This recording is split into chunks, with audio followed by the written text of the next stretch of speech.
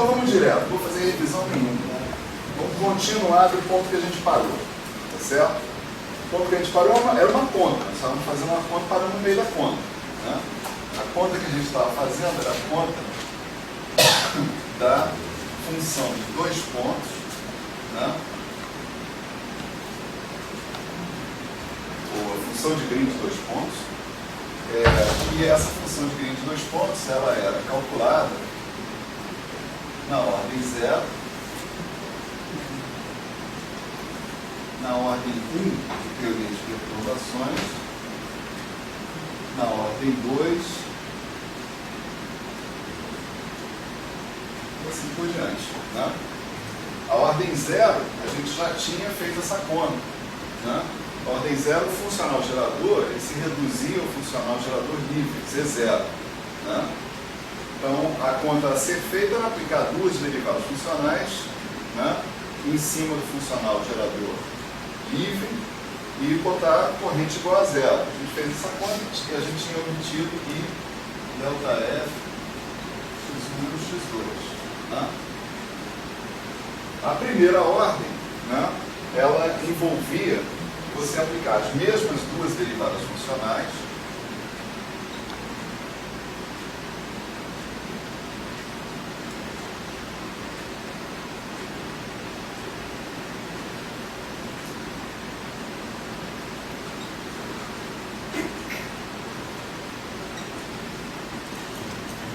certo?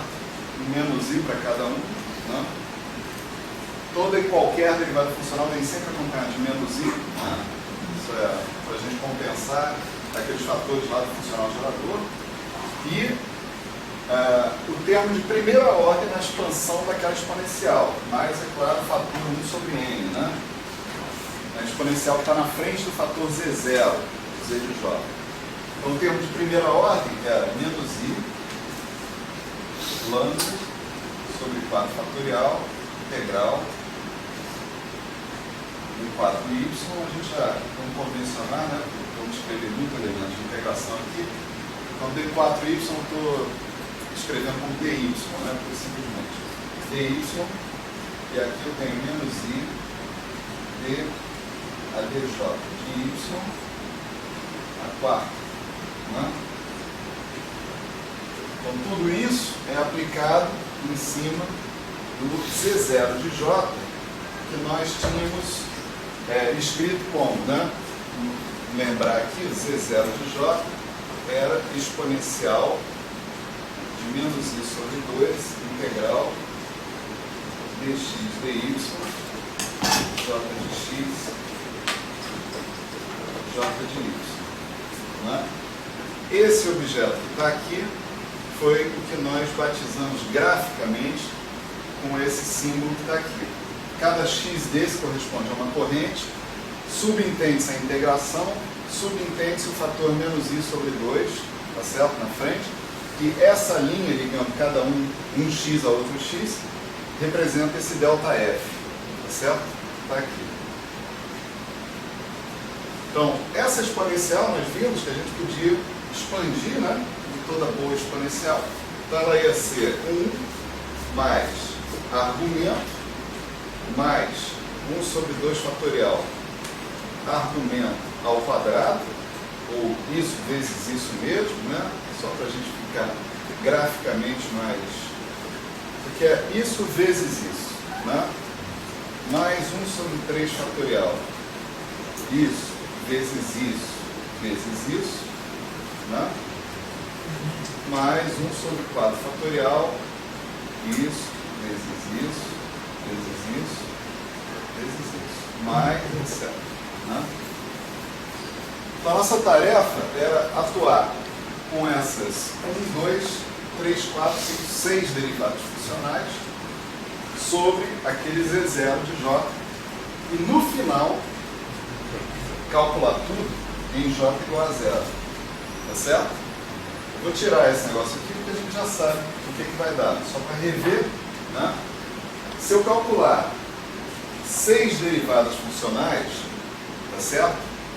Nenhum desses 3 primeiros termos contribui, porque eles possuem menos do que 6 J's. Nenhum dos próximos termos também vai contribuir, porque eles possuem mais do que 6 J, e portanto vai sobrar J, quando você fizer J igual a zero, vai para zero. Então o único termo que realmente contribui é esse termo que está aqui. E esse termo tem exatamente 6 J, então você pode esperar que no final não vai sobrar nenhum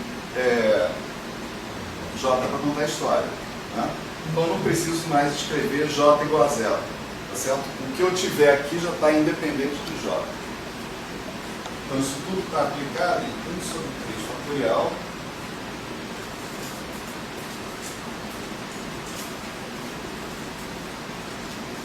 Certo?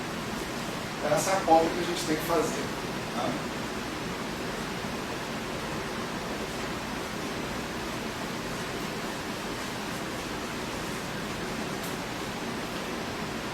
Bom, e aí? Aí eu posso imaginar como é que vai ser o desenvolvimento dessa conta, né? É como eu derivar um polinômio, na verdade. Só que as derivadas são derivadas funcionais, vão cair deltas, essas deltas vão ter a função de me livrar de integrais por aqui afora. Né?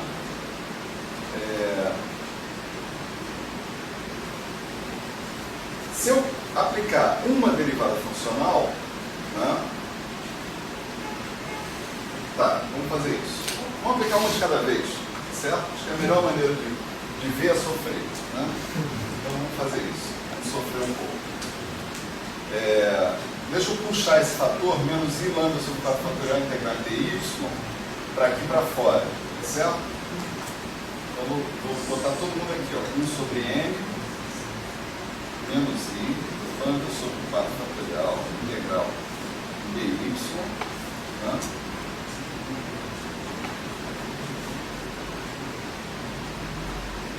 E aqui vou botar o seguinte, vou botar menos I ddj de x1 menos I ddj de x2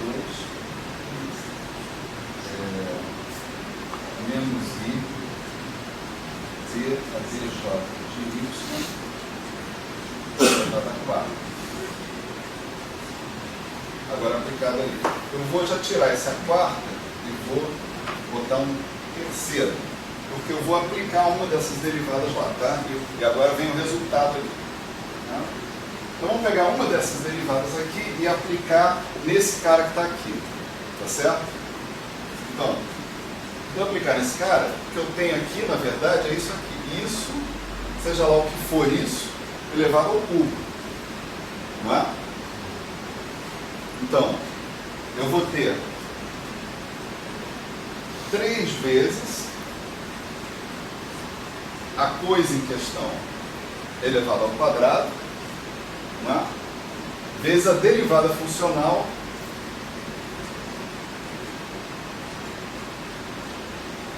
da coisa. Tá certo?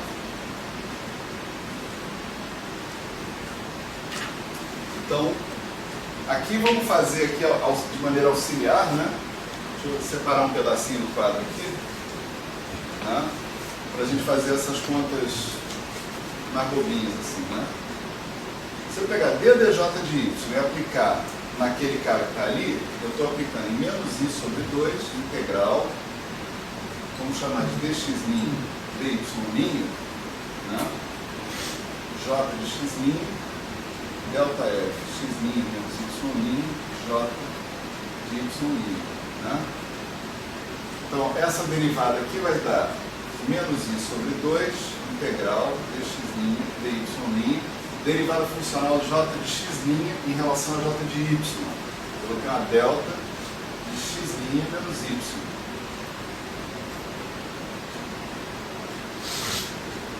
Então, essa derivada bateu nesse e deixou o resto sossegado. Agora ela passa por cima desse e bate nesse, como qualquer derivada faz. Então vai ter mais um termo, menos I sobre 2, né? J de x', delta F, x' menos y', e agora vai ter uma delta de y' menos y. Certo? Fazendo aqui, né? Isso aqui vai dar menos I sobre 2, integral de y', que eu vou usar essa delta para matar a integral em x', né? Então eu vou ter delta f de y menos y', j de y'. Tá? Depois eu tenho menos i sobre 2, integral, agora é dx', que eu vou usar a delta para matar a integral de y', né? j de x', delta f de x' menos y. Certo? Bom, numa das duas integrais, né, eu posso fazer uma mudança de variáveis. Por exemplo, posso escolher fazer a mudança de variável nessa daqui.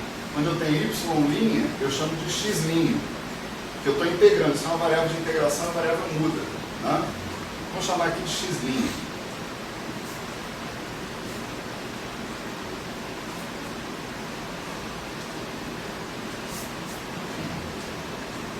E agora eu posso usar uma propriedade importante, que é a seguinte, que o delta f de y menos x, né, você pode escrever como o quê? Como integral d4p sobre 2p à quarta, né, exponencial de menos ip y menos x sobre p2 menos n2 mais i.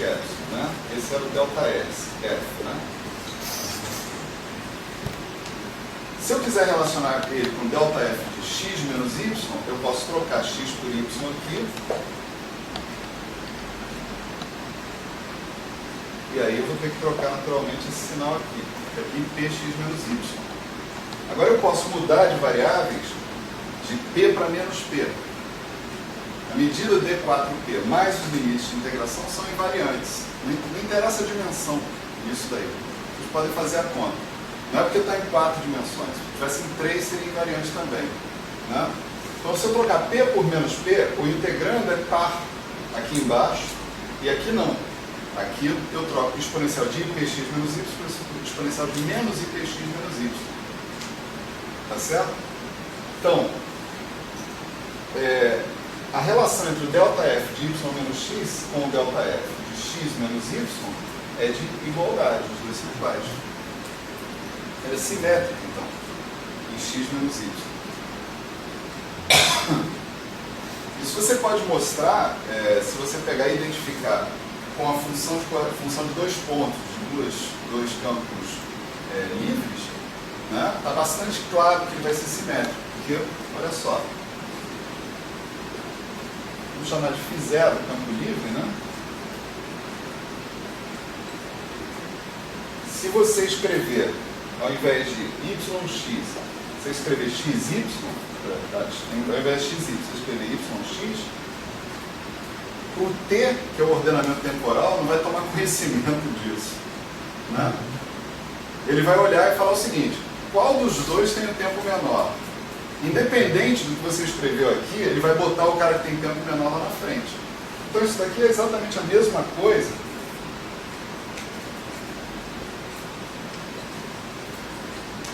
Certo? Isso aqui. Agora, isso aqui é o delta f de y menos x, é o delta f de x menos y. Né? Então já era esperado.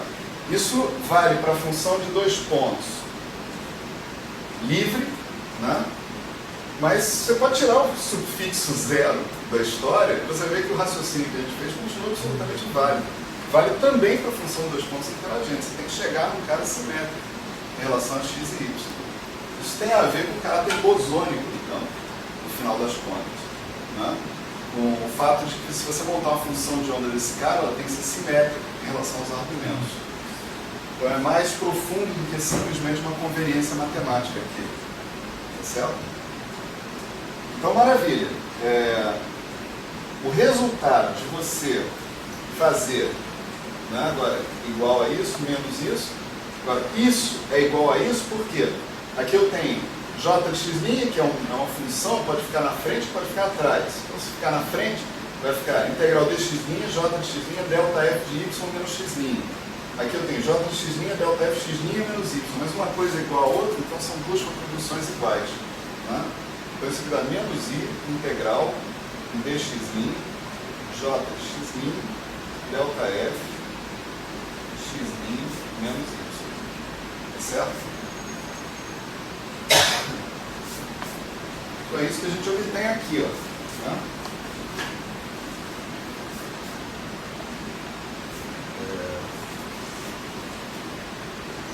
Bom, deixa eu fazer a coisa direito, escrever tudo de novo.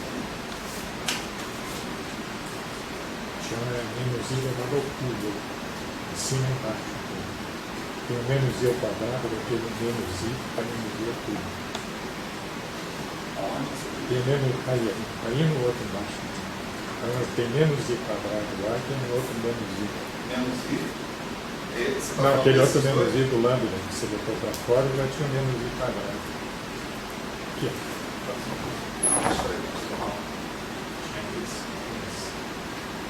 Ah, não, mas eu voltei com esse aqui para dentro. Peguei esse menos I, eu redistribuí. Eu botei ele junto com a derivada funcional. Botei ele junto com a derivada funcional de novo. Tudo bem? Então aqui fica menos I dj x1 menos I dj x2. É melhor botar um parênteses, né? Porque eles vão confundir, pensar que está somando inadvertidamente. Tem menos I dj de y. Aqui tem 1 sobre 3 fatorial vezes 3, dá 1 sobre 2 fatorial. Camarada aqui elevado ao quadrado. E o dj de y disso daqui vai me dar aquele negócio ali, ó. Menos I integral dx' delta f de o j de x', né?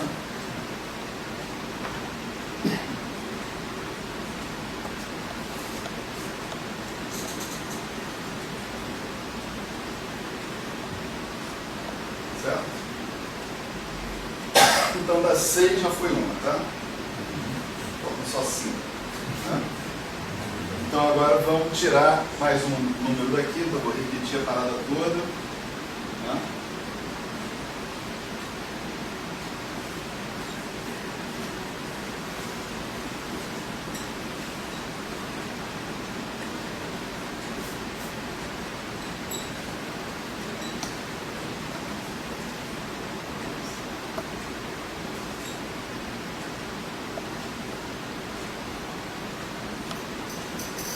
E agora vamos lá.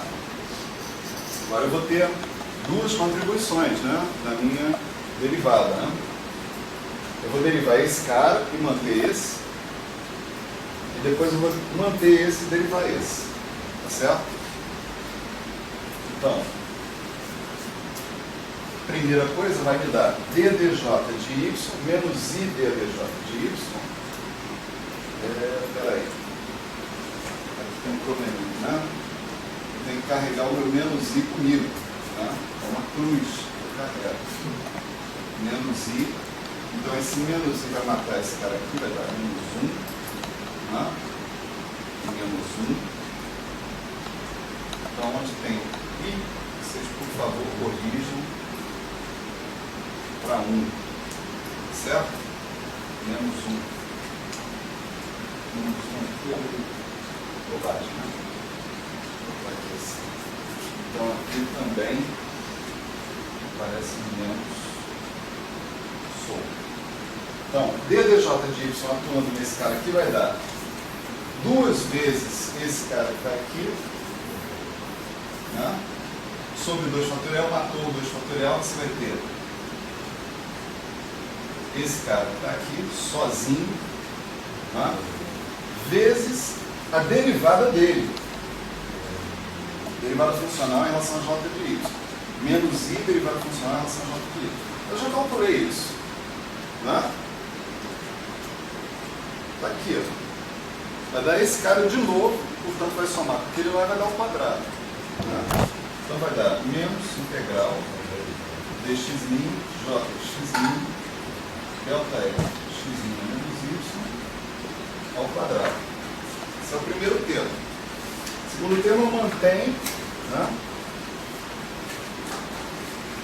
Cara ali, botei 1 sobre 2 fatorial. E agora eu derivo esse cara aqui, ó. Aplico menos I ddj de y naquele cara ali. Vamos lá, vou fazer aqui nesse outro pedacinho. Menos i ddj de y atuando naquele camarada ali. Menos integral dx' j de x' delta f x' menos y. Né? Só tem um j aqui, não tem mais nada dependente de j, então essa aqui é bem fácil de fazer. Isso aqui vai dar i menos y com menos, né? Integral de dx' delta de x' menos y delta f x' menos y. Né? A delta eu uso para fazer a integral, então vai ficar i delta f de y menos y. Né? Eu vou manter assim, não vou escrever delta f de zero, não, porque eu quero chamar a atenção para um negócio. Né? Eu apliquei primeiro um ddj de y aqui, não é isso? E aí eu obtive alguma coisa que dependia de y no final. Né? Eu substituí o argumento do ΔF, um dos pontos dos quais o ΔF depende, pelo y que estava na derivada funcional. Se eu tivesse aplicado ddj de y duas linhas aqui, tá certo? Aqui eu teria uma delta de x' menos y duas linhas, e aqui eu teria no final ΔF de y duas linhas menos y.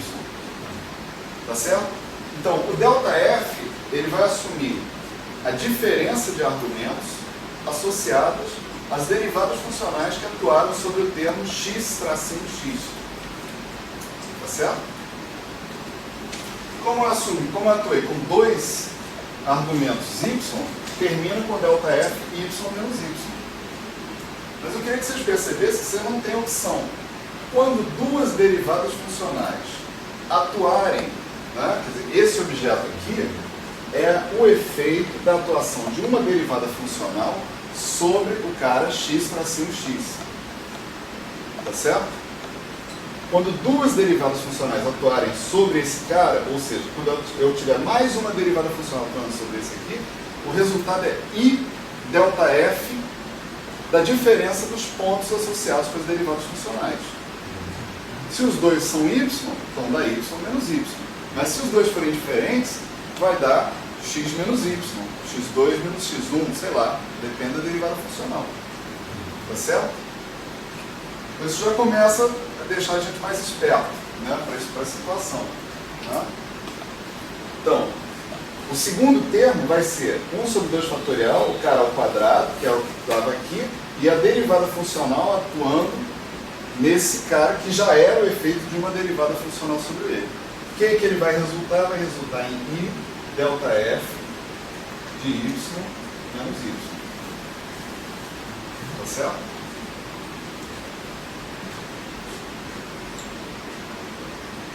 Vamos para frente. Faltam só 4. Né?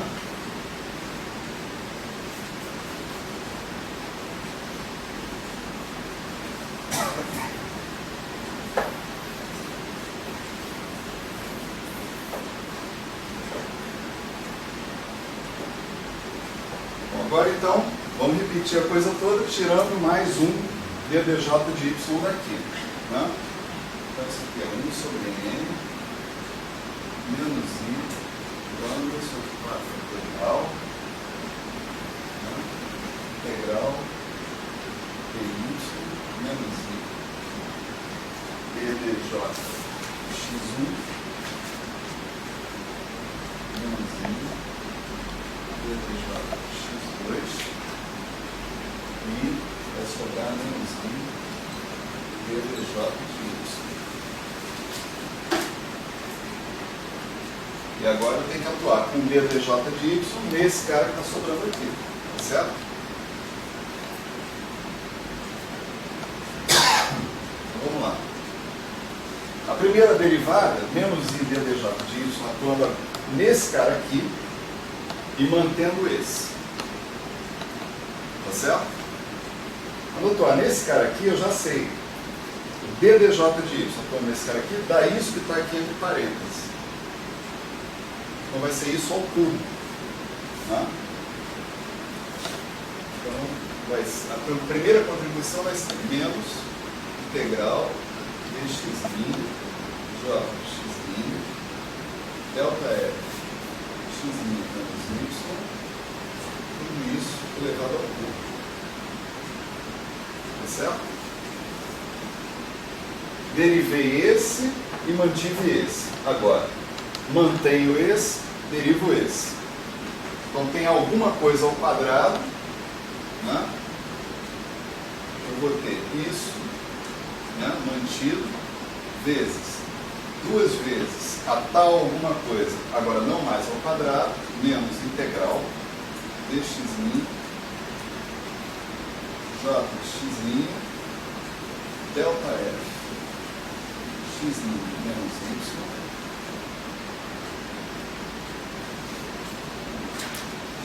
certo?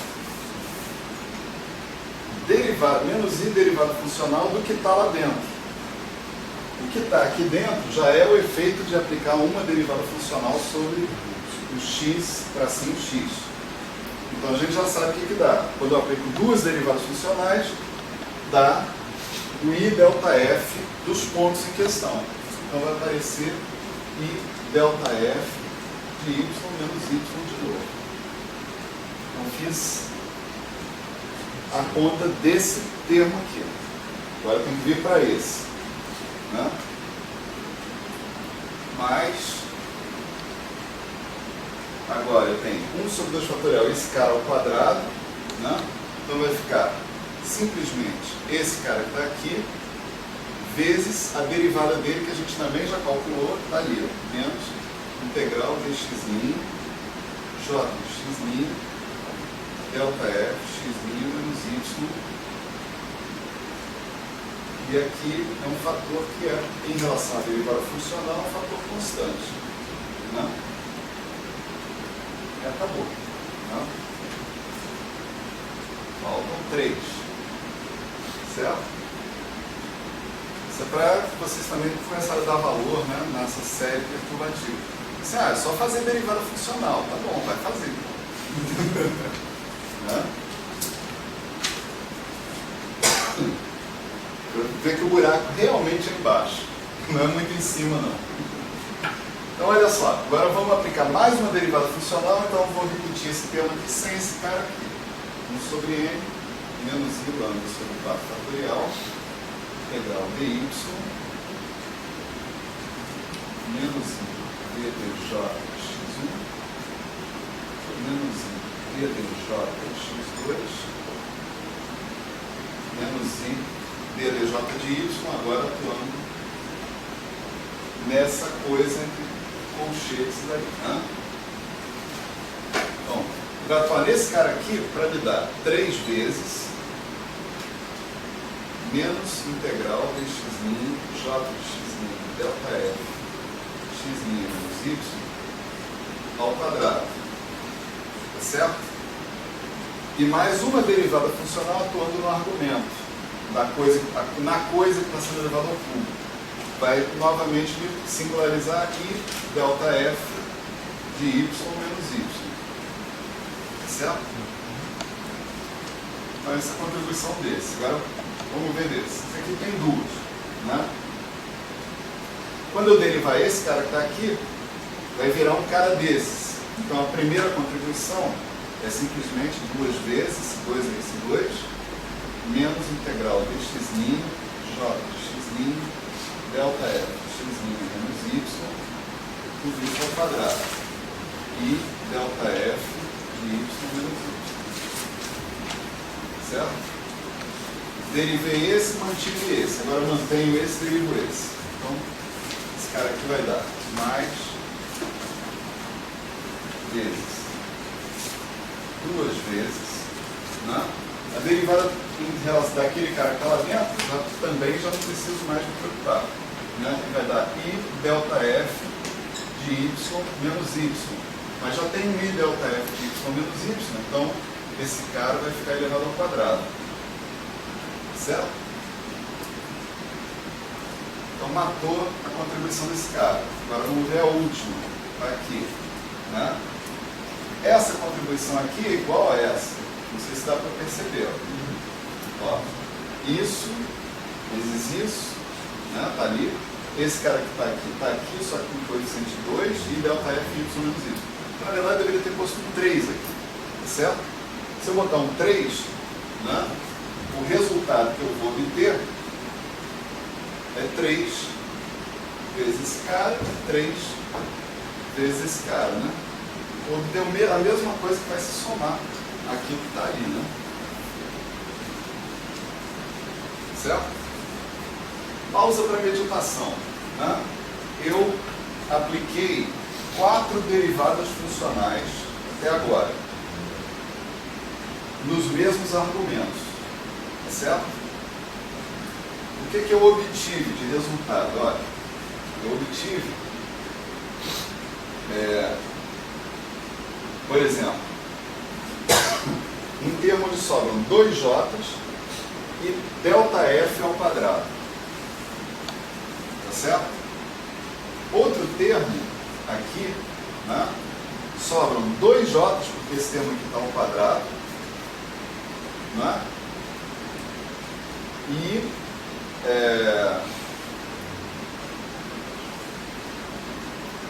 eu vou ter ΔF ao cubo.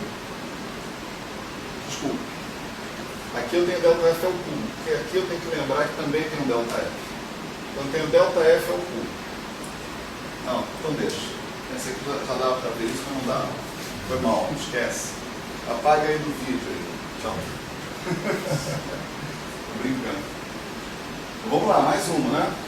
Mais uma derivada funcional. Mais uma derivada funcional, então, vai ser 1 sobre n menos i lambda sobre 4 fatorial, integral dy menos i ddj de x1. E agora vamos aplicar o ddj de x2, certo? Então, aplicando esse cara aqui, eu vou ter 6, né? Menos integral de x' j de x' delta f x' menos y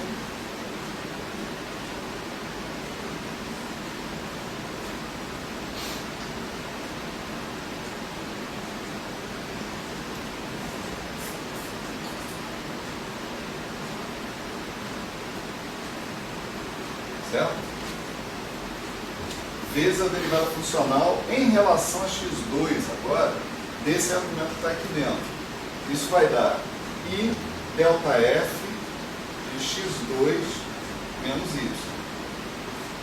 Todo mundo concorda? Agora a derivada funcional, o argumento dela é x2.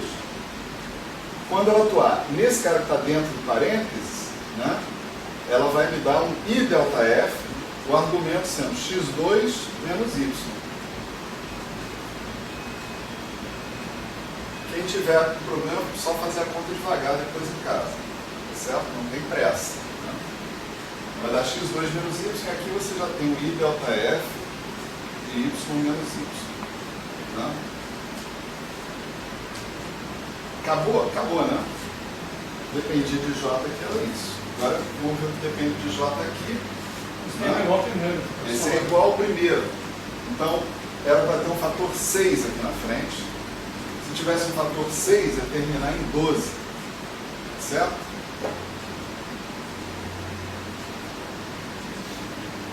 Ok? E o que vem de novo, de novidade, realmente é esse cara que está aqui, né? Que vai dar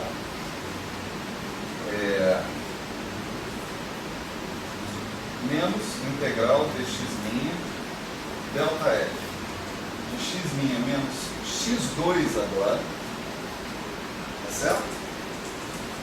Como é que é o meu padrão aqui? O j vem na frente, né? J de x' delta f x' menos x2, tá certo? Vezes 3 i delta f y menos y ao quadrado. Está claro aqui, ó, quando eu derivei esse cara, o argumento da minha derivada funcional é x2. Então o que vai aparecer aqui não é mais y, é x2. Né?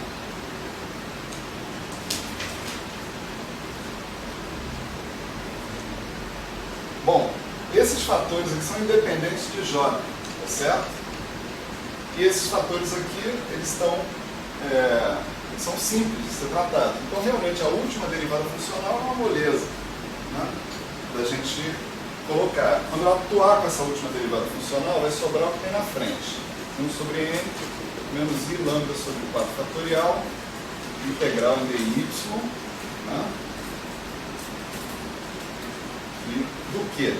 Coisas que dependem de y. Quando eu derivar em relação a x1, agora esse cara que está aqui, né? Isso vai dar 12, né? I delta f de x1 menos y, né? E delta f x2 menos y e delta f de y menos y. Nada mais depende de J nesse caso. Maravilha. O segundo termo que vai aparecer lá vai ser, né, o análogo que a gente acabou de fazer, que vai dar I delta F de x1 menos x2, tem 3, né?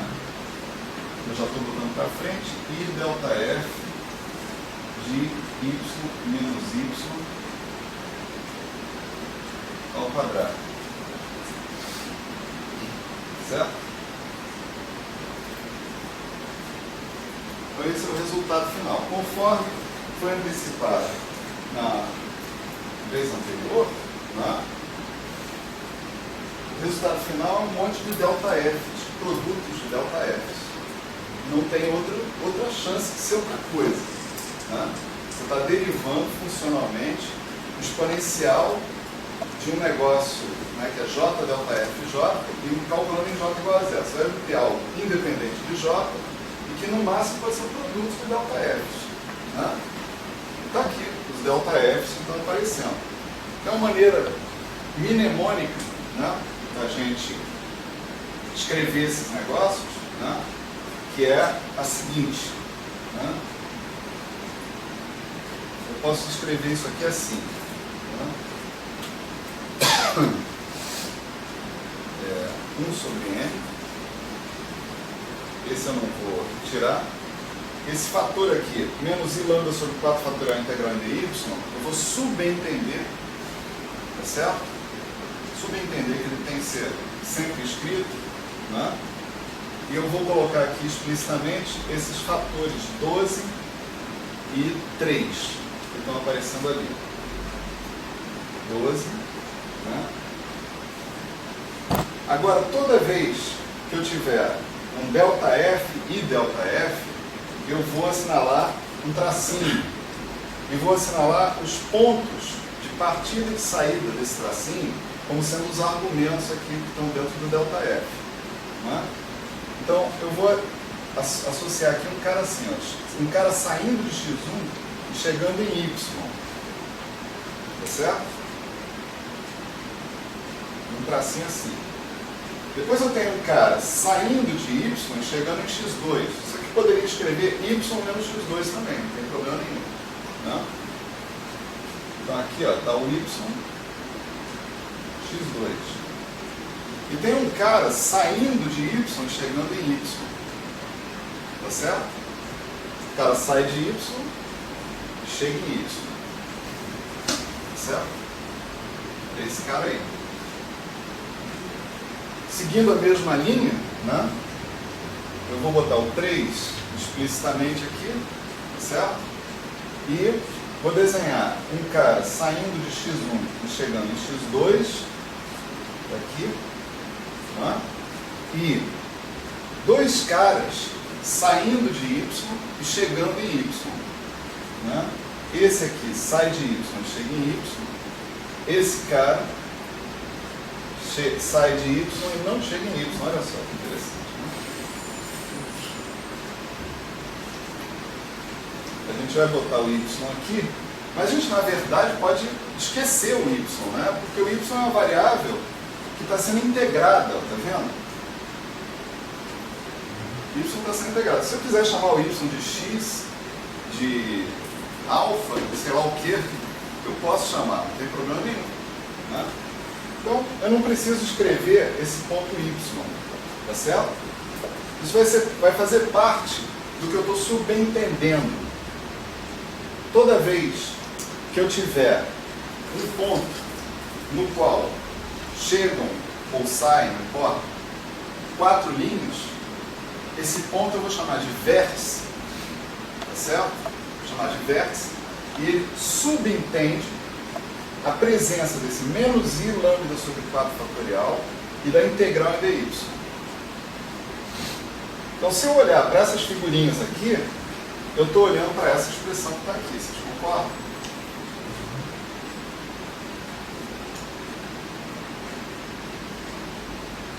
Ok? Maravilha. Então agora a gente tem que entender como é que a gente se livra de fazer 6 derivadas funcionais para chegar nesse troço aí. Certo? Porque a gente tem mais o que fazer na vida, né? Do que ficar fazendo derivada funcional. Pelo amor de Deus. Agora, não é porque seu professor é um péssimo professor, seu professor é um péssimo professor, não é por isso, né, que ele resolveu fazer essa conta explicitamente. Né? É porque uma vez na vida você tem que passar por isso. Tá certo? Você tem que fazer essa conta. Não sei quantos vocês já fizeram, né? Mas alguns não fizeram. Para garantir, eu estou fazendo aqui na frente de vocês. Entendeu? Agora, o certo é o cara sair daqui, chegar lá na sua sala e refazer essa porcaria toda sozinho. Entendeu? Aí o cara vai ficar feliz. Né? Tá bom. Só assim que você vai ganhando feeling sobre o que tem que acontecer. Né? Então vamos refazer essa conta, olha só. Que ela acabou de fazer, vamos refazer essa droga dessa conta. Né? Só que de outro jeito. Né? Eu tenho assim, 1 sobre n, né? Menos i lambda sobre 4 fatorial, integral de y, menos i elevado por x1, menos i elevado por x2, menos i elevado de y, elevado a 4, atuando nesse objeto aqui, 1 sobre 3 fatorial. Né? Isso calcula, né? Era essa conta que a gente fez. O ponto é o seguinte: esses ΔFs, eles não saíram do nada. Eles saíram do que você pode chamar de um pareamento de derivadas funcionais. Toda vez que 2 derivadas funcionais conseguiram agir sobre um cara desses, eles produziram um ΔF, um IΔF. Tá certo? Então, a minha conta, ela poderia ser simplesmente o seguinte: quais são todas as maneiras dessas derivadas funcionais se parearem 2 a 2 em cada um desses objetos que estão aqui. Tá certo? E eu digo o seguinte: toda vez que elas se parearem 2 a 2, eu jogo para fora um IΔF associado com os argumentos das derivadas funcionais. Tá certo? Então vamos tentar refazer essa conta seguindo essa maneira de fazer a coisa. Né? Eu tenho 4 derivadas funcionais associadas com y. Deixa eu indicar essas 4 derivadas assim. Y. Vou botar uma linhazinha, um y ali bem separado ali, né? E tenho 2 derivadas funcionais associadas com x1 e com x2. Então esses objetos aqui são as derivadas funcionais, certo? E eu tenho esses caras aqui. Esses 3 caras aqui. Então, vamos ver. Essa primeira derivada funcional, né, ela tem 6 opções aqui de escolha, tá certo? A gente tem um probleminha aqui que talvez vai aparecer daqui a pouco, porque esse cara aqui incorporou 1 sobre 2, 1/2, né? Então, realmente agora, nesse momento, isso fugiu. Não sei se isso vai dar um problema ou não na obtenção daqueles fatores, mas depois a gente vê. Então, vamos fazer o negócio ingenuamente, né? Esse cara aqui, ele tem 6 opções. Ele pode agir sobre esse cara, ou sobre esse cara, sobre esse cara, sobre esse cara, sobre esse cara, sobre esse cara. Né? Então vamos fazer essa conexão aqui. Vamos supor. Ele fazer isso aqui, ele atuar sobre um desses caras aqui, ele tem 6 possibilidades para fazer isso. Certo?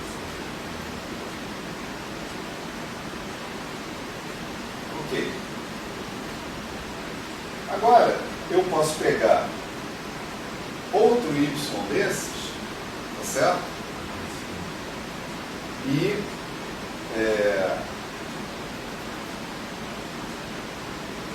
vamos organizar a cabeça.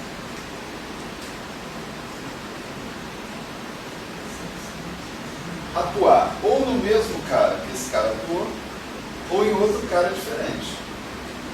Tá certo? Então, esse outro cara, ele vai ter, vamos dizer assim, essa conexão está aqui, tem 5 possibilidades de fazer. Não é? Vamos continuar na mesma linha, mas não sei se vai dar certo não. Esse outro cara aqui tem 4 possibilidades de fazer isso, não é?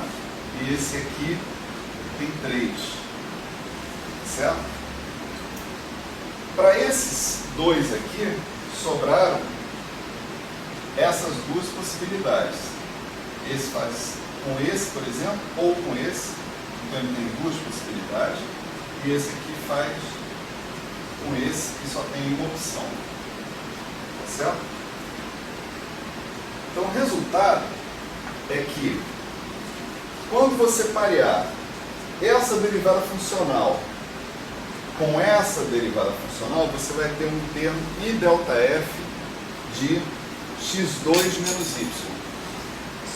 Quando você parear esta derivada funcional com essa derivada funcional, você vai ter um termo I delta F x1 menos y.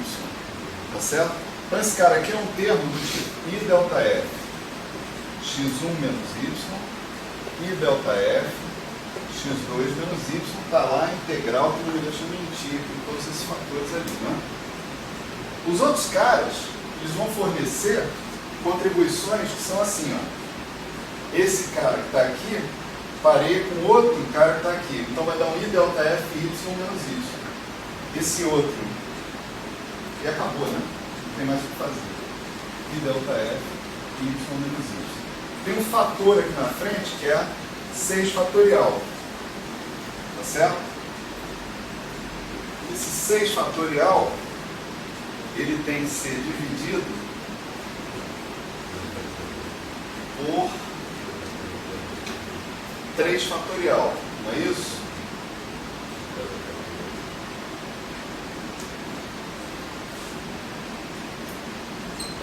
Tá certo? Tá ali, né? 6 fatorial dividido por 3 fatorial dá 6 vezes 5 vezes 4, não é isso? Tá mal pra caramba. Não era pra ser isso não.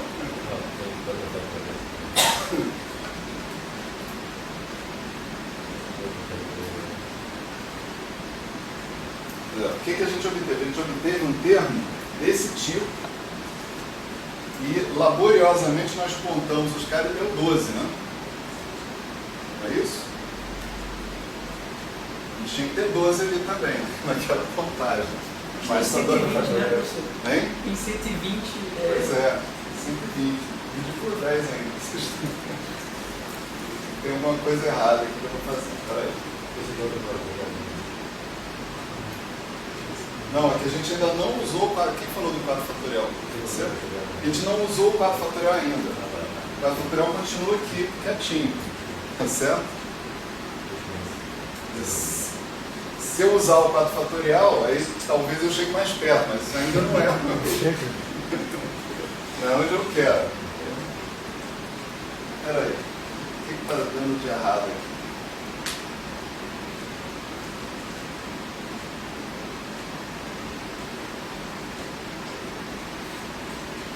Acho que eu já sei. Peraí. Tudo interessa assim, que tipo de contribuição que eu quero montar, né? Então, calma, vamos começar tudo de novo.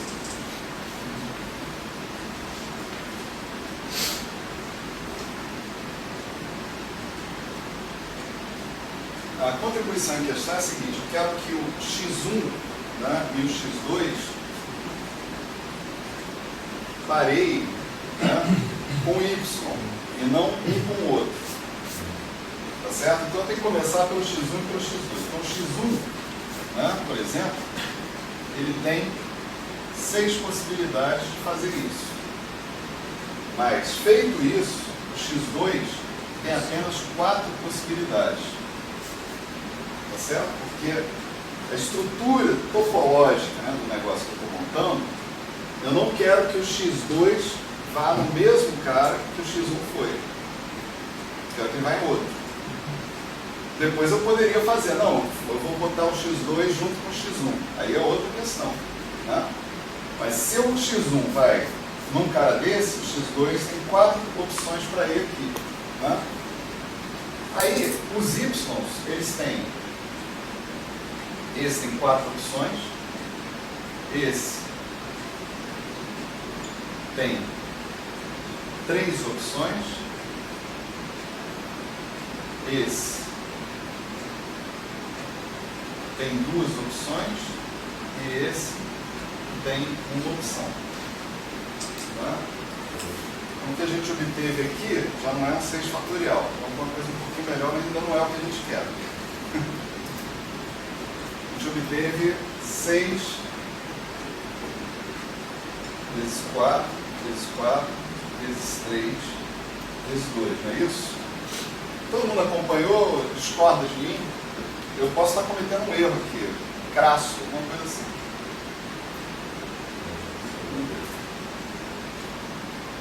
O primeiro cara, o x1, tem 6. Né? O segundo, o x2, vai eliminar essa possibilidade aqui, vai ter 4 possibilidades. Tá? Depois, os outros y, eles podem ou parear aqui, ou parear entre si aqui, sem problema nenhum. Tá? Eles podem parear com outro j aqui de 4 maneiras possíveis.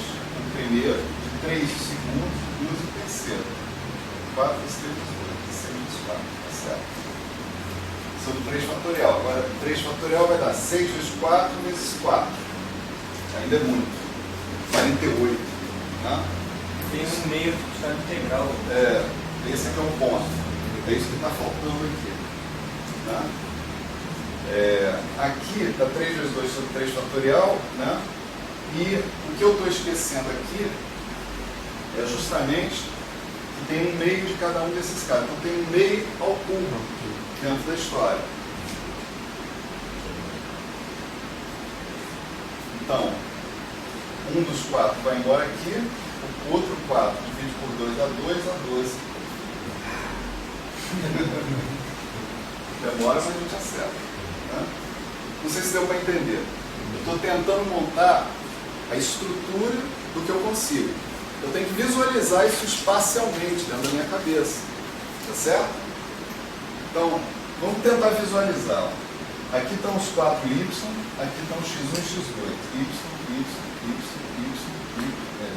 X1 e x2. E aqui eu tenho os 3 camaradas lá. Né?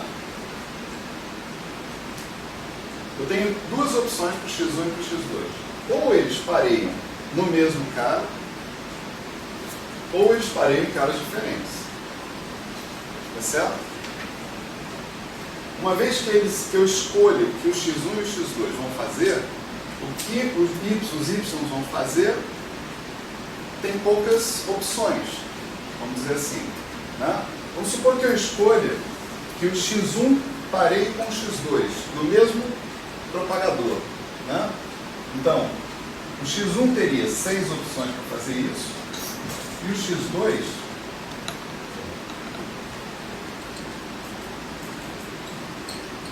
não teria opção nenhuma. Já que o que eu quero é que o x1 pareie com o x2. Tá? Esses caras que estão aqui, esses 4 y que estão aqui, eles têm 4 fatorial opções. O primeiro tem 4 opções, o segundo tem 3, o terceiro tem 2 e o quarto tem 1. Tá?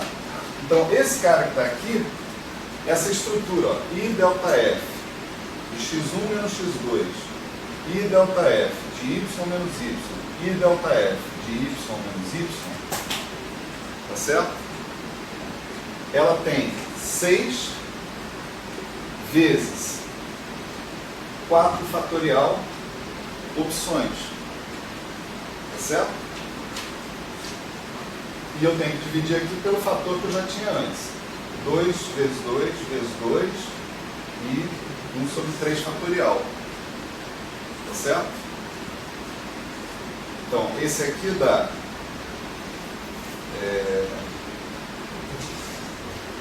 6 é 3 vezes 2, né, que é o 3 fatorial. 3 fatorial vai embora.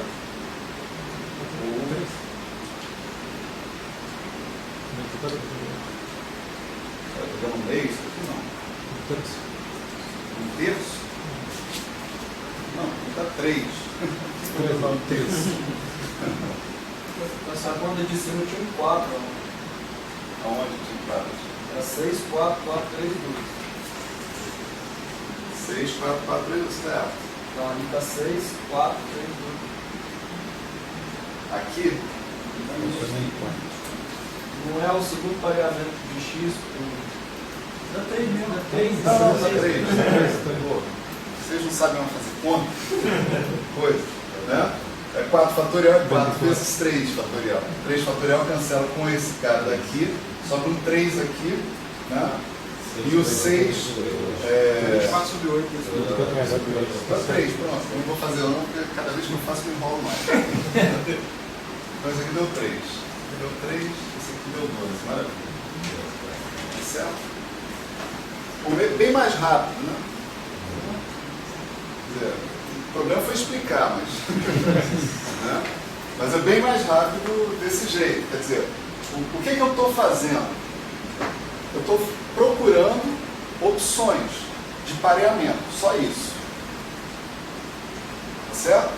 Aí cabe a mim ser esperto o suficiente para analisar essas opções de pareamento, todas as opções de pareamento que eu tiver. Né? Mas é bem melhor fazer isso do que ficar fazendo derivada funcional uma atrás da outra. Né? Embora ficar fazendo derivada funcional uma atrás da outra vai te dar o resultado certo. Tanto que aqui a gente se arrisca um pouco. A gente se arrisca se a gente não souber o que está fazendo, que é o meu caso. Né? Mas uma vez que você aprende o que você está fazendo, né? Aí a coisa funciona. Só deixa eu te falar uma coisa para te consolar. Eu já assisti vários cursos aí, porque eu nunca vi um cara acertar isso de primeira. Nem o cara que está acostumado aqui, eu sempre baralho isso aí. Sempre você se perde. Sempre o cara se engana. Então, deu certo aí? Deu, tá certo. Ah? Então a gente conseguiu aqui essa mesma estrutura, tá certo? Raciocinando de um jeito combinatorial, tá certo? Agora vamos condensar um pouco mais esse jeito combinatorial da gente aqui de fazer essa conta, né? Para garantir, eu não vou apagar esse resultado aqui não, tá? Vou deixar ele aqui. Qualquer coisa a gente volta aqui, né?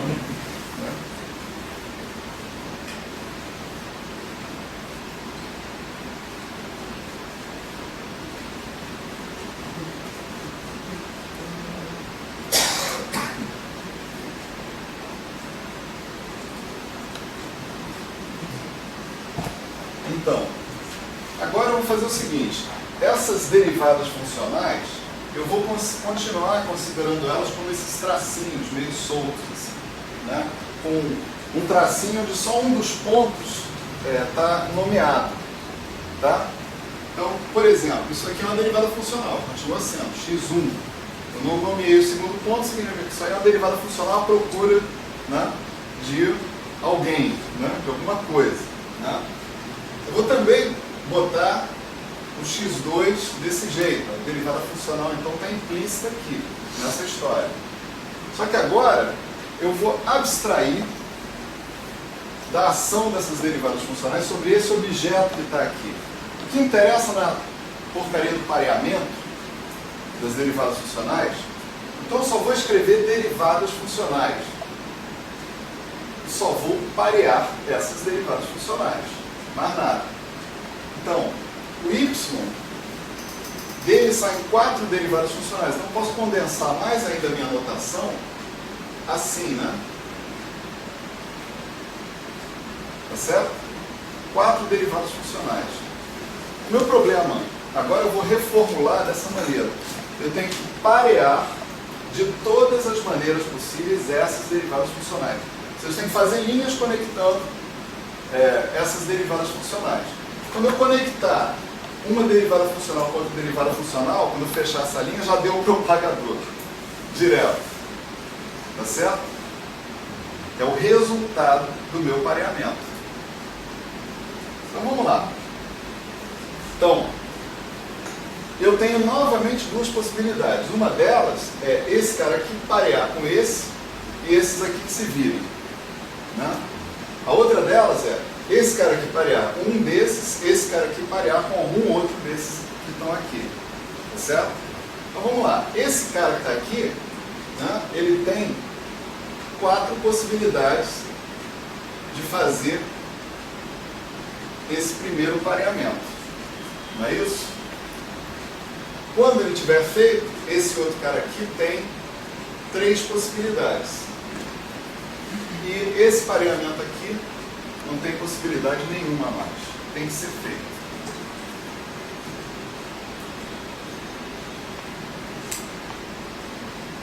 Está rápido o suficiente para vocês ou precisa de mais alguma coisa? Segunda, né? Segunda possibilidade de pareamento.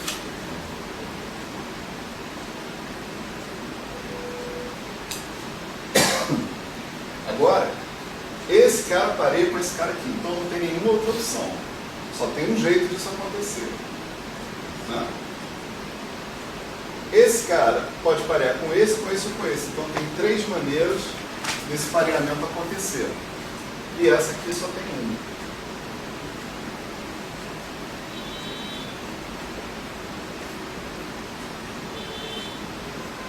Essa foi de primeira.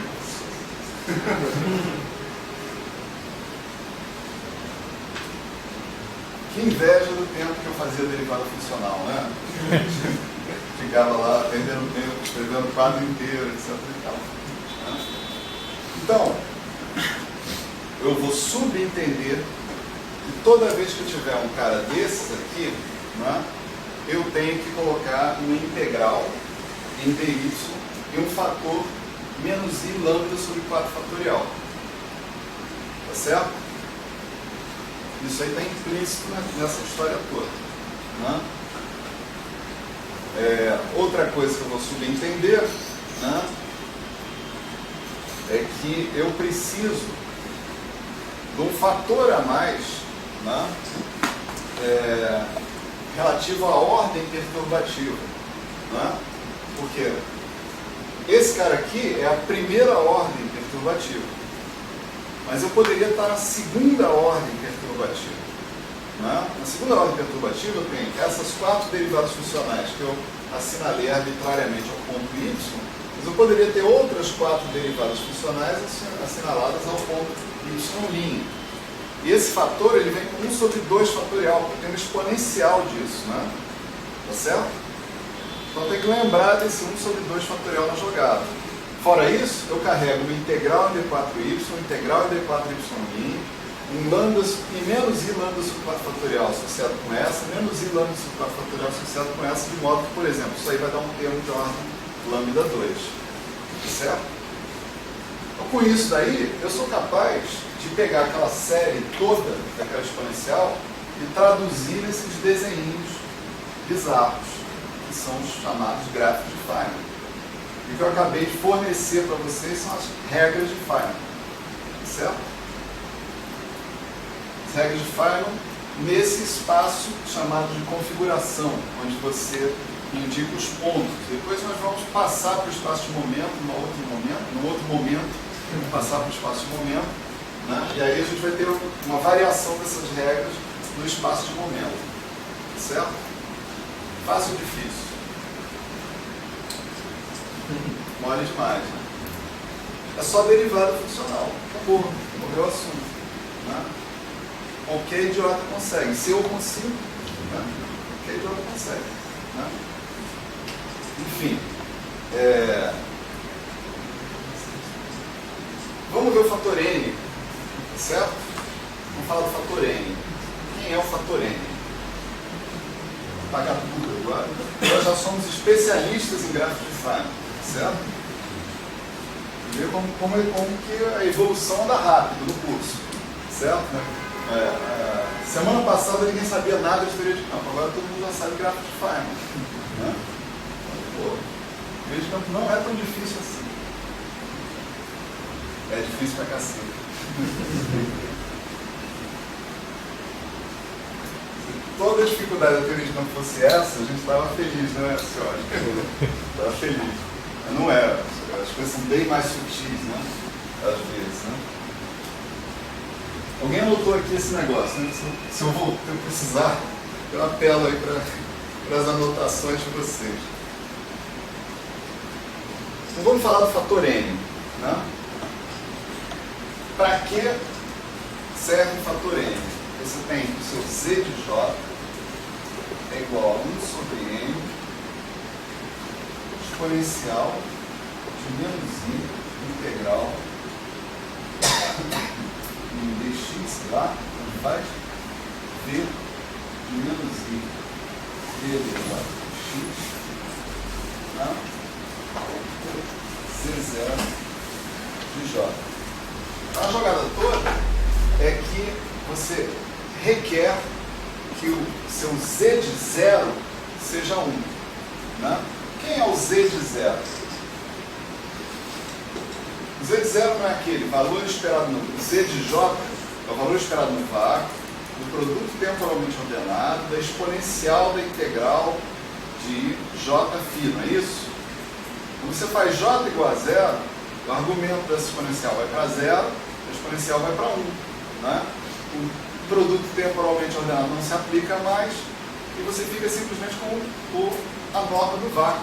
Né? Esse é o Z de 0. Né? A norma do vácuo, você quer que seja 1. Porque você quer que o seu vácuo seja um estado normalizado. Um estado do seu espaço de Hilbert seja normalizado. Né? Boas razões para você querer isso. Né? A principal delas é que você gostaria que o seu estado de menor energia fosse um estado físico. Né? E ele conduz uma representação do grupo de Poincaré sozinho. Né? Então você gostaria mesmo que ele fosse uma vez no vácuo, sempre vácuo. Né? Uma vez Flamengo, sempre Flamengo. Uma vez no vácuo, sempre vácuo. Se você não der energia nenhuma para o sistema, tá certo? Se você deixar o sistema com energia zero, momentum zero, nada vai acontecer.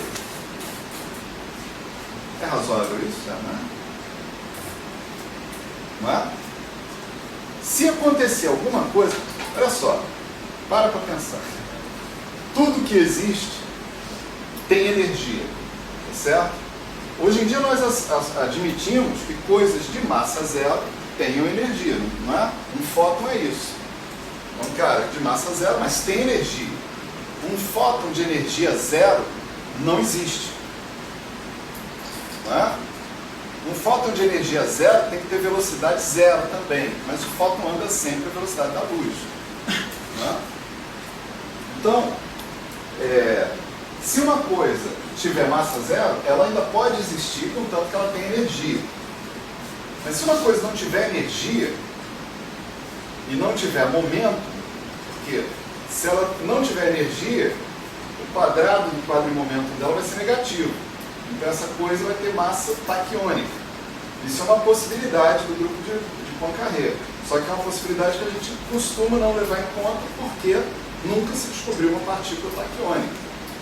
Então esquece, tirando as partículas taquiônicas, você diz o seguinte: se a minha energia for zero, a única possibilidade física atualmente à minha disposição é que o momento também seja zero. Então energia e momento são nulos. Se aparecer alguma coisa com energia diferente de zero, momento diferente de zero, eu estou violando a conservação de energia e momento. Ok? Então, se eu tiver num estado de energia zero e momento zero, eu devo continuar para sempre nesse estado de energia zero e momento zero. Não interessa se eu tiver uma teoria interagente ou uma teoria livre. Isso aí significa que você tem uma representação redutível para esse cara. Só para o zero, exatamente. Esse cara é um alto estado de energia e momento associado com zero. Certo? É o vácuo. Essa é a definição do vácuo. Ele não é um estado trivial, é um estado altamente não trivial, né? Mas ele deve persistir para que você não tenha violação da conservação de energia e momento. Você não pode ter um elemento de matriz vácuo estado de uma partícula. O que vai acontecer aí? Né? Se a probabilidade de você sair do vácuo, chegar no estado de uma partícula for diferente de zero, significa que você violou a conservação de energia e de momento. Então, o vácuo deve persistir. É isso que significa essa equação aqui. Tá certo? Isso aí é 1. Se você estiver no vácuo, você vai continuar no vácuo. Tá certo? Para sair do estado que você está, você tem que estar fora do vácuo. Essa equação muda se você tiver uma fonte externa. Ou seja, se você tiver alguma coisa bombeando energia e momento dentro do seu sistema. Aí você não pode mais requerer isso. Tá certo? Razoável, não é? Então, o que a gente exige do vácuo é isso, que a norma do vácuo seja finita, para que ele seja um estado físico do espaço de Hilbert, mas se ela é finita, vamos normalizar o vácuo, vamos colocar ele igual a 1. Tá certo? Bom, agora essa equação aplicada para isso que está aqui significa o seguinte: que isso aqui tem que dar 1 sobre n exponencial de menos i integral em dx v menos i d dj dx aplicado em C0 de J em J igual a zero. Isso tem que ser 1, porque isso aqui é o z de zero. Certo? Essa equação nos diz quem é o n. Né? O n, portanto, vai ser exponencial menos i integral em dx v menos i d dj de x z0 de j em j igual a zero. Então, o n, esse fator que está aparecendo ali, ele é escolhido para manter a norma do vácuo igual a 1. Tá certo? E o resultado, ele pode ser calculado perturbativamente, naturalmente, da mesma maneira que a gente fez a conta toda. Então, na ordem zero, vamos chamar de n0, né? Ou seja, se você pegar e considerar potência lambda elevada a zero, né? Então a sua exponencial é 1. Né? Essa conta aqui dá z0 de 0, que é 1. Essa já é 1 diretamente. Então o n0 é 1. Né? Na ordem 1, né? A sua conta vai ser 1, que é a conta anterior da ordem 0, menos i. Na teoria φ4 vai ser lambda sobre 4 fatorial, integral em dy, né? Menos i ddj de y elevado a 4 aplicado em z0 de j. Agora todo mundo é malandro. Não, deixa eu ver z0 de j. Isso em j igual a 0. Veja que eu tenho derivadas atuando num cara e depois j igual a zero. Eu não posso pegar e fazer j igual a zero primeiro e dizer que está tudo zero, né? Certo? Isso aí é roubar feito. Então aqui eu tenho uma conta para fazer que é um monte de derivadas funcionais, como antes. Tá certo? Então eu posso fazer como antes, do mesmo jeito. Olha só. Eu vou botar aqui e vou fazer aqui do lado. Né?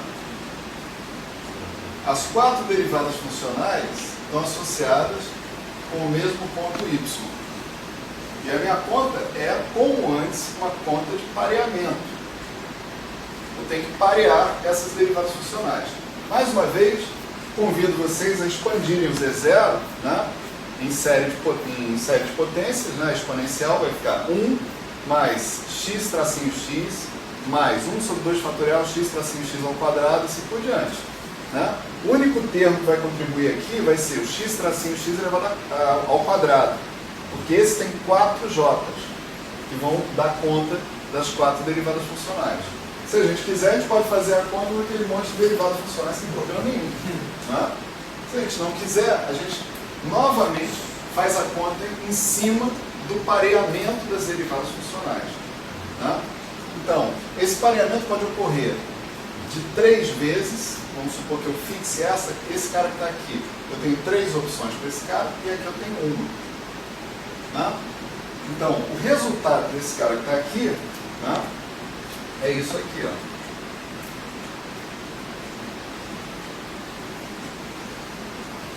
Ops.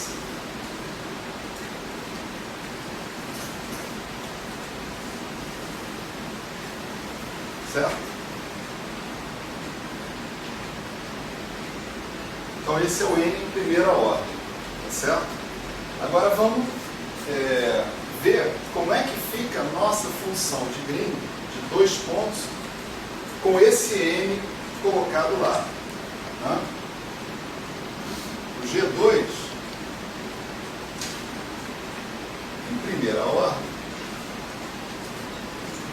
ele era o seguinte, ele era 1 sobre n, né?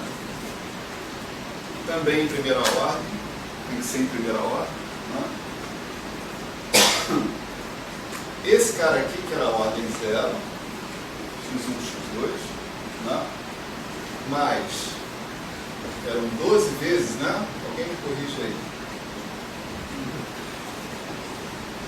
Esse cara aqui, que era 3 vezes esse cara aqui, né?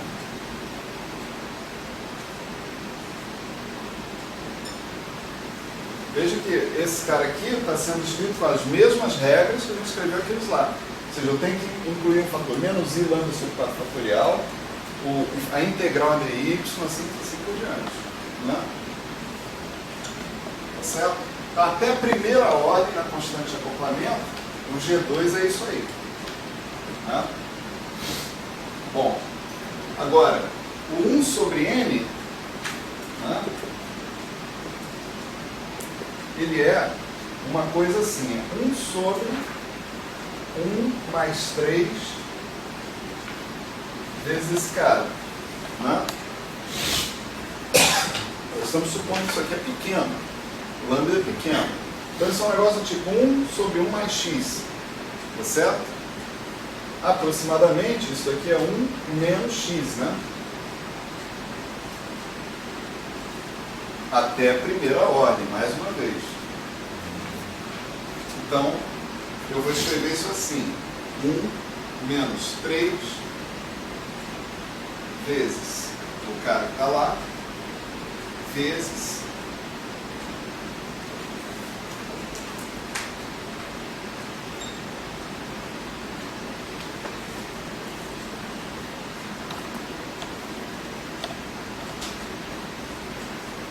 esse cara que está aqui, né? Agora eu vou fazer o produto. 1 dá 1 mesmo, né?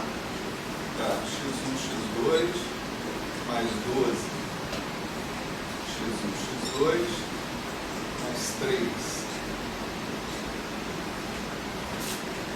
x1, x2 vezes esse.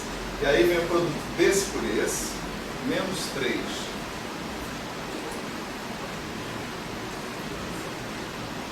esse agora tem esse vezes esse, só que esse é de segunda ordem, em lambda, não é? Aqui tem implicitamente um lambda, e aqui tem um lambda também. Então, isso aqui é a ordem lambda 2, está fora da primeira ordem. Depois vem esse vezes esse, que também é de segunda ordem, também está fora. Então, a coisa termina aqui, ó. Esse camarada aqui mata esse camarada aqui. E o resultado é isso aqui.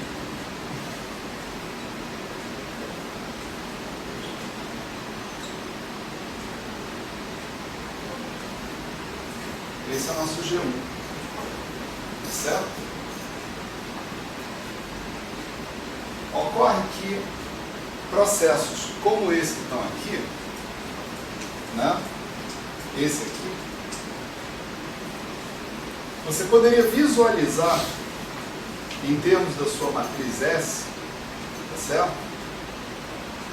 Como um processo onde o momento da sua partícula de entrada continua exatamente igual ao que ele era. A partícula entrou com o momento P e saiu com o momento P. Eu queria dizer para vocês que nesse momento vocês não têm elementos para deduzir isso. Eu estou dizendo isso para vocês. Tá certo? Estou dizendo. Por quê? Porque você teria que ver a relação entre a função de Green e a matriz S. Tá? Tá certo? A gente tem essa relação, né? Podia escrever isso para vocês. Vamos fazer isso. Vamos fazer isso. Olha aí. Eu anotei aqui. Forma de redução. Então, vamos fazer a forma de redução por caso particular de duas partículas. Tá?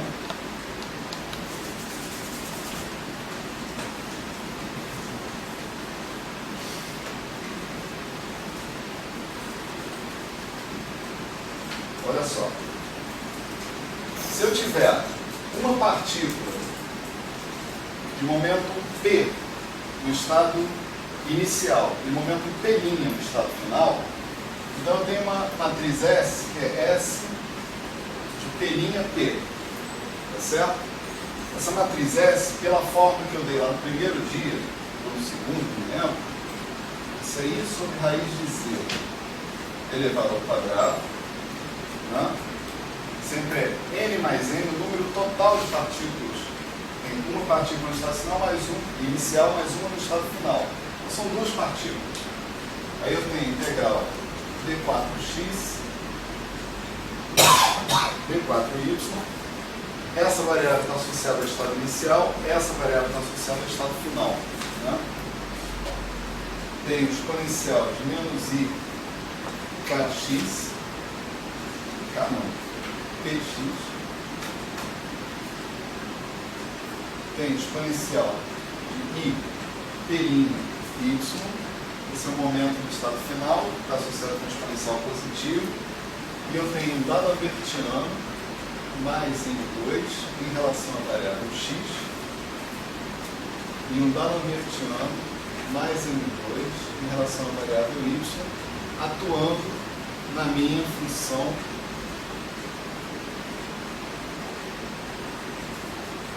de 2 pontos. Certo? Então isso daqui representa um processo assim. Tá certo?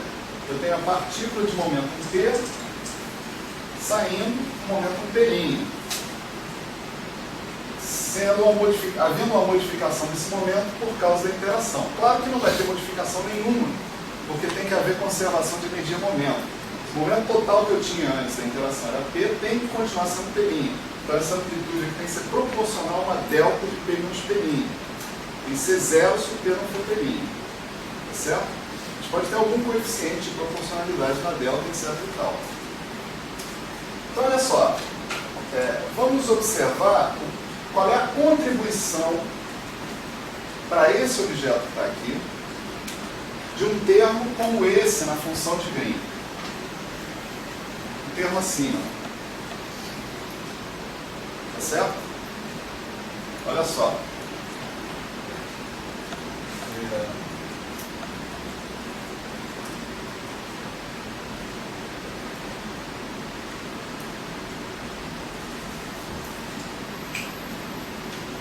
esse cara aqui vai ser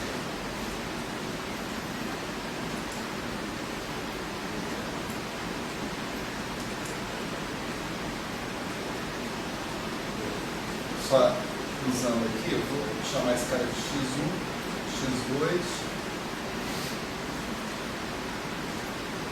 uma coisa desse tipo.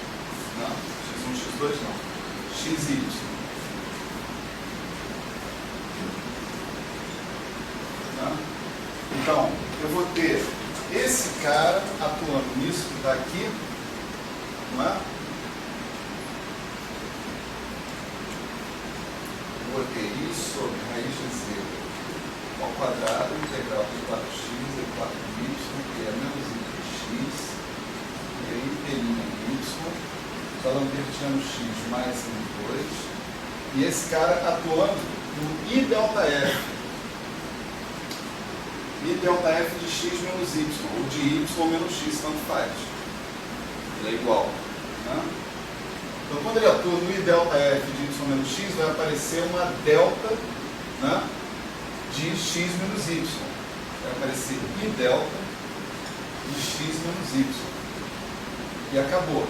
Vezes, né, o objeto lá que eu estava usando. Isso aí é um número, né? Isso é independente de x e de y. Certo? Não tem nenhuma dependência em x nem em y. Legal, então, se eu quiser usar isso aqui, agora eu uso para fazer essa integral, né, por exemplo, em x. Né? Então, esse operador atuando na delta, eu posso integrá-lo por partes e fazer ele atuar na exponencial de menos IPX. Tá certo? Então isso vai dar o quê? Vai dar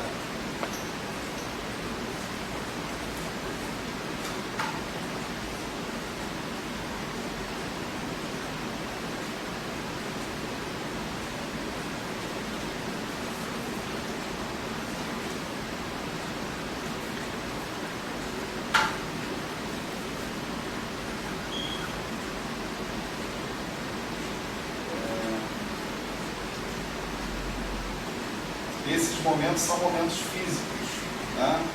Então esse cara atuando na exponencial de menos IPX vai dar menos P2 mais M2, que é zero. Isso já me complicou. Então de zero não vai dar zero, então a delta. Beleza.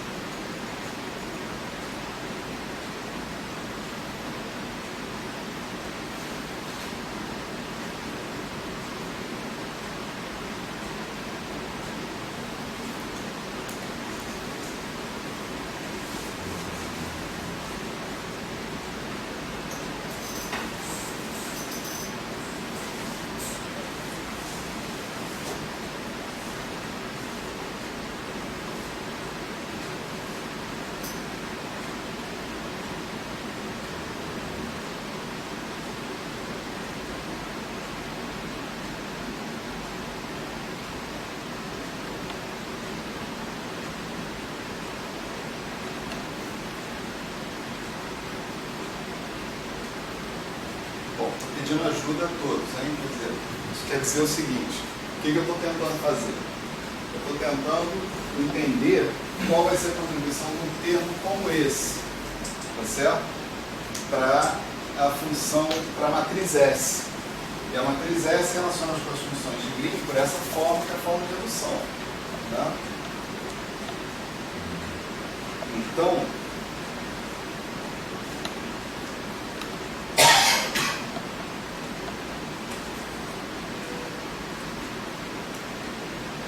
um cara chato para fazer esse negócio.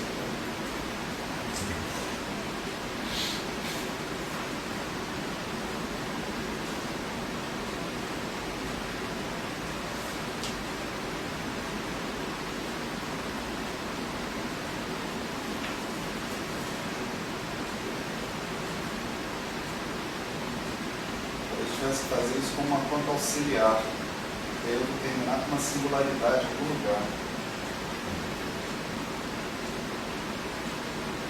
Isso que dá fazer coisa de improviso, né?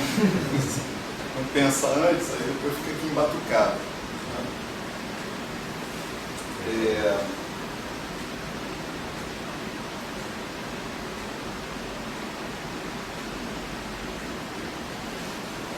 Entrando ali, vai dar delta x menos y.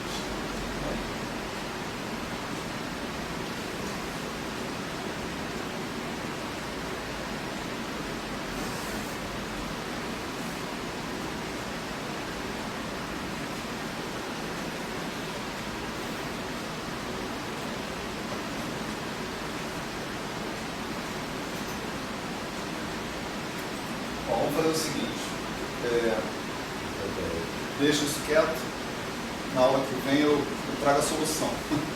Certo? Tem alguma coisa simples que está me escapando aqui. Depois a gente vê. Deixa eu prosseguir só com a resposta ao dilema. A resposta ao dilema é o seguinte. Você imagina que você tem um processo de espalhamento desse tipo. Né? Vamos supor.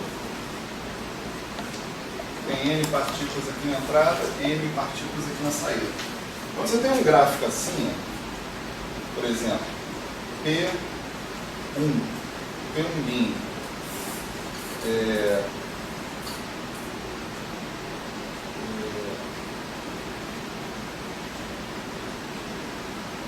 P2, P3, P2', P3'.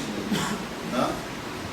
Se tiver um gráfico assim, significa que a partícula 1, né, ela não interagiu. Por quê? Porque a única possibilidade dessa partícula 1, né, se ela, por conservação de momento, ela tem o momento inicial e o final iguais. Se não houve nenhuma variação do momento dela, eu não posso considerar que ela tenha interagido. A brincadeira da interação é, eu tenho variação do quadro em momento, tá certo? Só que a soma desses quadrimomentos no início tem que ser igual à soma dos quadrimomentos no final. Agora, se cada um dos quadrimomentos permanecer absolutamente igual, eu não tenho como detectar interação nenhuma. Vocês concordam? Interação eu detecto através da observação das mudanças. Né? Se nada muda, eu não tenho como saber se houve interação ou não. Então, num processo como esse, eu diria que é um processo que é chamado de desconexo, onde a partícula, essa partícula não interage, e essas outras aqui interagem entre si sem envolver essa que está aqui no meio. Né? Esse processo que está aqui é um típico processo de desconexo. Certo? Você tem, a nossa descrição aqui não é no espaço-momento, a gente vai chegar a essa descrição no espaço-momento.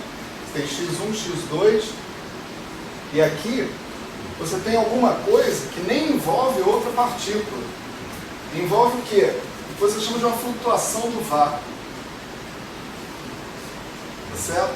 Alguma coisa que sai de nada e vai a lugar nenhum. Tá certo? Você não vê acontecer. Como eu disse, isso aqui é uma constante, seja no espaço de configuração, seja no espaço de momento, isso é uma constante, tá certo? Esse objeto que está aqui representa algo que você não tem acesso. É como se você dissesse assim, olha, o vácuo tem que continuar sendo vácuo. O vácuo tem energia zero, momento zero. No início tem que ter energia zero, momento zero no final, tá certo? No meio, pode ser que aconteçam coisas que violem a conservação de energia em momento. Não tem problema, contanto que eu não veja. É a coisa do marido traído. Né? Se eu não ver, a mecânica quântica é isso, é a mecânica dos cornos. Se eu não ver, eu não ligo. Para mim não aconteceu. Tá certo? Para mim não aconteceu, não rolou. Né? Então, na verdade, O que dizem por aí, né, senhora, é que tem uma festa no vácuo, né? Tem uma festa rolando lá. Só que você, toda vez que você chega na porta e toca a campainha para entrar, o silêncio impera. Todo mundo apaga tudo, tira o toca-disco da vitrola, né? Isso é coisa velha, pelo amor de Deus. Agora é MP3, né, cara? O cara dá pausa no computador lá, né? Guarda cerveja, passa um pano rapidinho, a velocidade da luz, e você pensa que não está acontecendo nada ali, né? O vácuo é isso. O que você consegue tirar do vácuo, né, se tem um vácuo no início, vai ter que ter um vácuo no fim. Quando você se decidir a observar o vácuo, você vai observar vácuo. Se você não observar isso, está tendo uma violação de conservação de energia em momento. Tá certo? Agora, se você se resignar a não observar, aí você pode imaginar o que você quiser. O marido traído imagina o que quer, né? O cara fica lá fantasiando, né?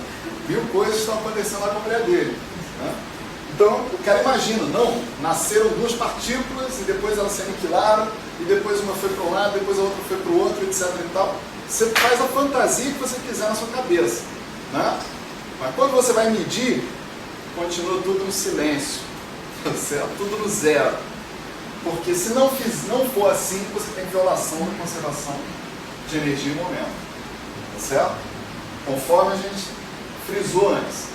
Se você tiver uma interação com o meio externo, a gente está falando de um sistema isolado.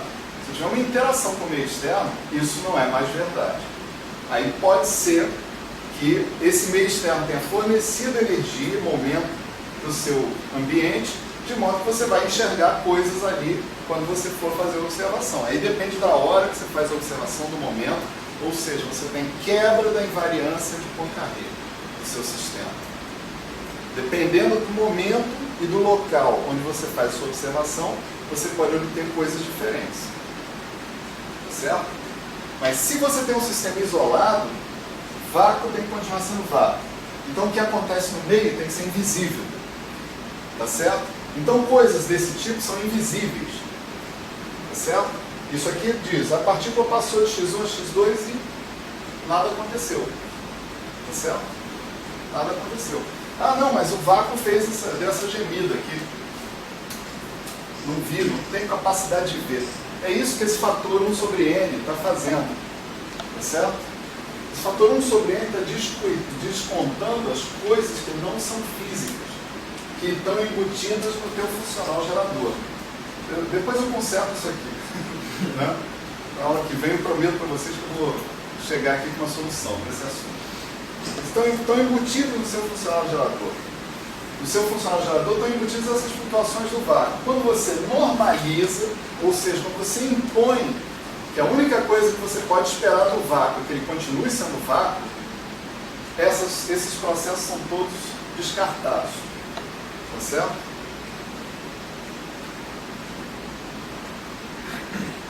Vocês vão ver, né, as pessoas falando de flutuações do vácuo. Hoje é uma coisa, é quase uma mania, né? As pessoas falarem, não, mas as flutuações do vácuo fazem com que não sei o que aconteça, etc. e tal. Quando as pessoas estão falando de flutuações do vácuo, elas estão falando desse tipo de